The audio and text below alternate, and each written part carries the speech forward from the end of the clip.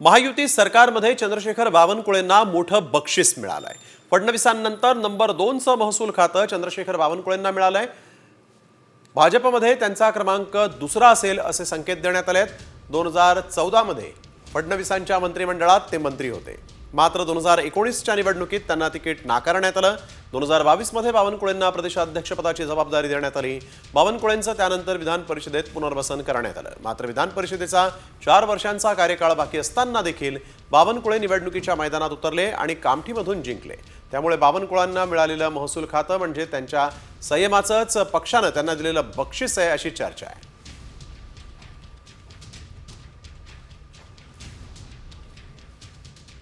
महायुती सरकारमध्ये चंद्रशेखर बावनकुळेंना मोठं बक्षीस मिळालंय। फडणवीसांनंतर नंबर 2चं महसूल खातं चंद्रशेखर बावनकुळेंना मिळालंय। भाजपमध्ये त्यांचा क्रमांक दुसरा असेल असे संकेत देण्यात आले आहेत। 2014 मध्ये फडणवीसांच्या मंत्रिमंडळात ते मंत्री होते, मात्र 2019च्या निवडणुकीत त्यांना तिकीट नाकारण्यात आलं। 2022 मध्ये बावनकुळेंना प्रदेशाध्यक्षपदाची जबाबदारी देण्यात आली। बावनकुळेंचं त्यानंतर विधान परिषदेत पुनर्वसन करण्यात आलं, मात्र विधान परिषदेचा 4 वर्षांचा कार्यकाळ बाकी असताना देखील बावनकुळे निवडणुकीच्या मैदानात उतरले आणि कामठीमधून जिंकले।